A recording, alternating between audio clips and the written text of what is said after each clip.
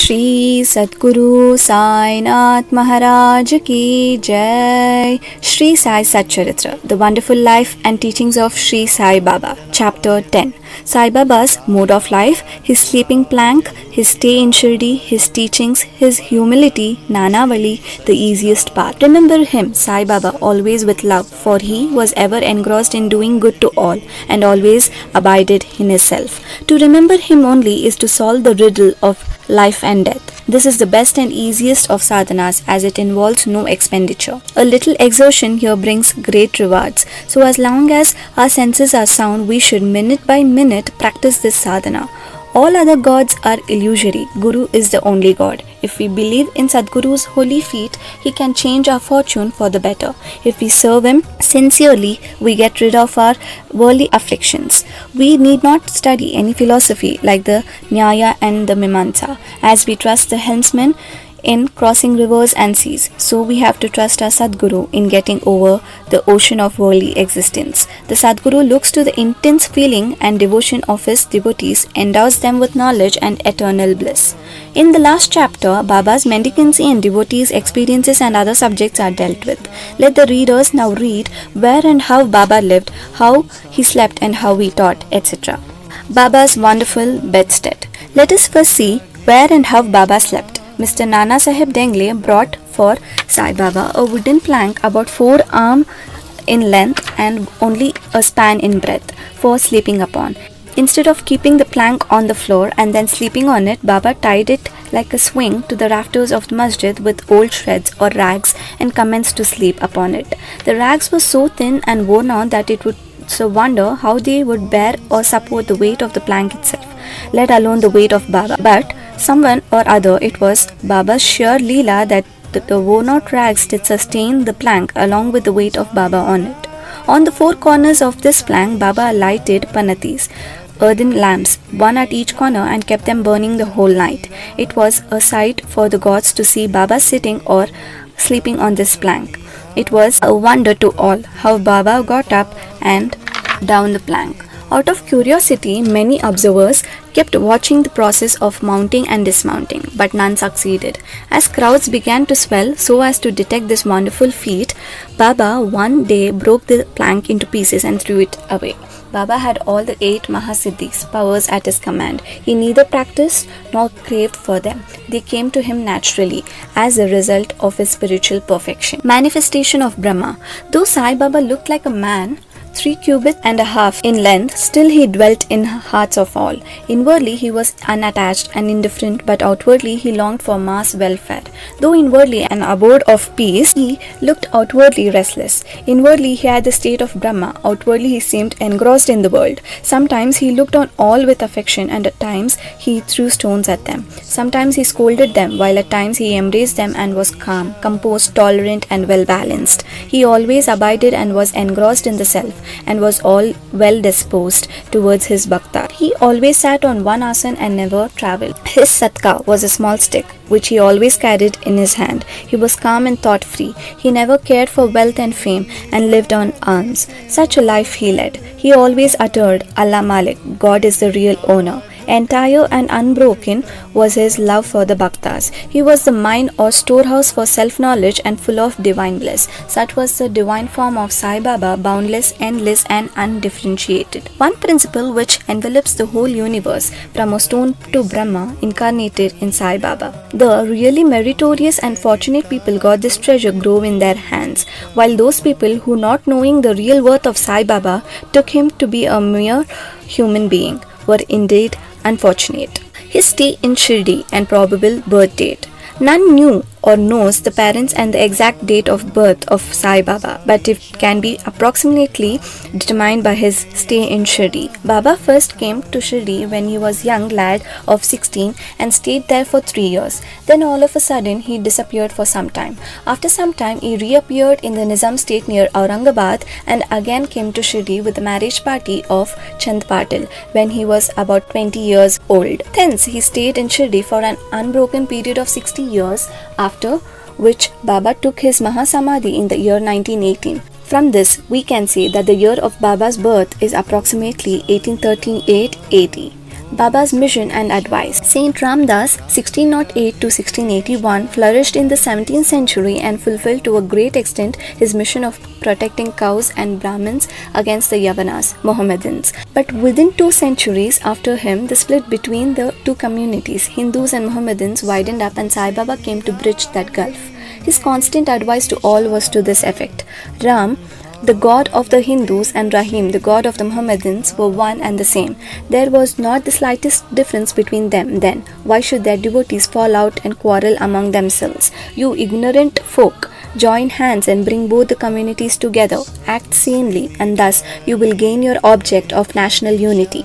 It is not good to dispute and argue, so don't argue, don't emulate others. Always consider your interest and welfare.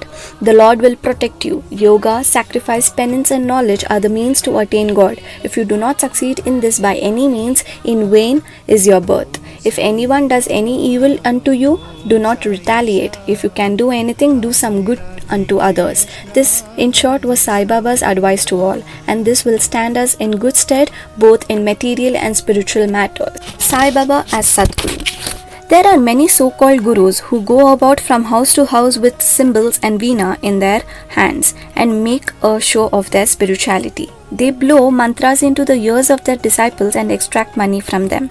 They profess to teach piety and religion to their disciples, but are themselves impious and irreligious. Say, Sai Baba never thought of making the least show of his worth, piety. He had no body consciousness, but he had great love for his disciples. There are 2 kinds of gurus: Niyat, appointed or fixed, and Aniyat, unappointed or general. The latter, by their advice, develop the good qualities in us, purify our hearts, and set us on the path of salvation. But contact with the former dispels our sense of dualities, sense of difference, and establishes us in unity by making us realize thou art that. There are various gurus imparting to us various kinds of worldly knowledge, but he who fixes us in our nature, self, and carries us beyond the ocean of worldly existence is the Sadguru. Sai Baba was such a Sadguru. His greatness is indescribable. If anybody went to take his darshan, he, without being asked, would give every detail of his past, present, and future. He saw divinity in all beings. Friends and foes were alike to him, disinterested and balanced. He obliged the evildoers as well as the pious. He was the same in prosperity and adversity. No doubt ever touched him. Though he acted through the body, he was not in the least attached to his body or house. Though he looked embodied, he was really unembodied, that is, free from gross existence. Blessed are the people of Shirdi who worshipped Sai as their god. While eating, drinking, working in their backyards and fields and doing various household jobs, they always remembered Sai and sang his glory. They knew no other god except Sai. What to speak of the sweetness of the love of the women of Shirdi? They were quite ignorant, but their pure love inspired them to compose poems or songs in their simple rustic language. Letters of learning they had none. Still, one can discern real poetry in their simple songs. It is not intelligence but love that inspires real poetry. As such, real poetry is the manifestation of true love, and this can be seen and appreciated by intelligent listeners. Collection of these folk songs is describable, and Baba's wish some fortunate devotee may undertake the task of compiling and publishing these folk songs, either in the Sai Leela magazine or separately in a book. Baba's humility. Lord or Bhagwan is said to have 6 qualities: viz, fame, wealth, non-attachment, knowledge, grandeur, and liberality. Baba had all these in him. He incarnated in flesh for the sake of bhaktas. Wonderful was his grace and kindness, for he drew the devotees to him, or how else could one have known him? For the sake of his bhaktas, Baba spoke such words as the goddess of speech could not utter. Here is a specimen. Baba spoke very humbly as follows: Slave of slaves, I am your debtor. I am satisfied at your darshan. It is great favor that I saw your feet. I am an insect in your excreta.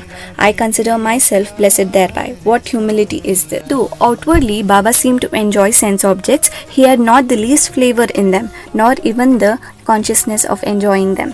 Though he ate, he had no taste, and though he saw, he never felt any interest in what he saw. Regarding passion, he was as perfect a celibate as Hanuman. Abhiman. He was not attached to anything. He was pure consciousness, the resting place of desire, anger, envy, and other feelings. In short, he was disinterested, free, and perfect. A striking instance may be cited in illustration of this statement. Nanavali.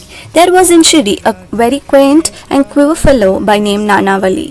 He looked to Baba's work and affairs. He once approached Baba, who was seated on his gadi seat, and asked him to get up, as he wanted to occupy the same. Baba at once got up and left the seat which he had occupied.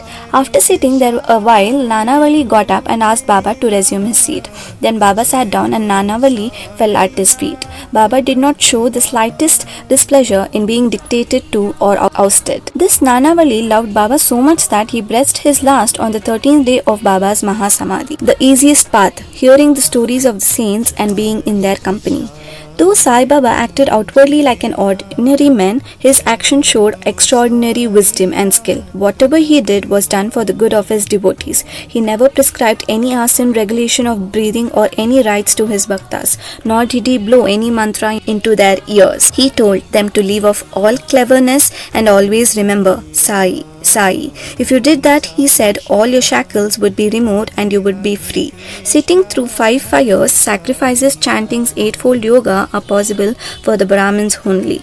They are of no use to the other classes. The function of the mind is to think. It cannot remain without thinking for a minute. If you give it a sense object, it will think about you. If you give it a guru, it will think about Guru. You have heard most attentively the grandeur of Sai. This is the natural remembrance of Sai. Hearing the stories of the saints is not so difficult as the other sadhanas mentioned above. Their stories remove all fear of the sansar, worldly existence, and take you on to the spiritual path.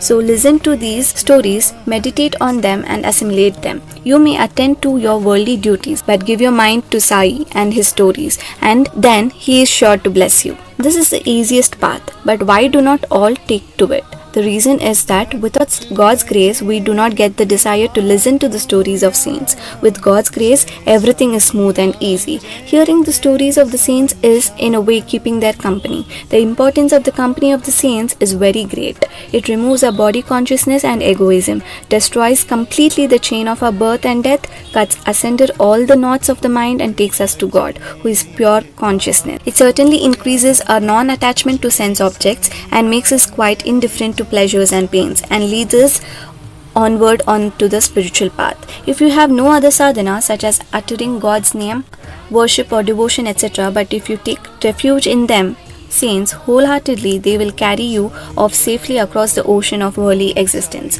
It is for this reason that the saints manifest themselves in this world.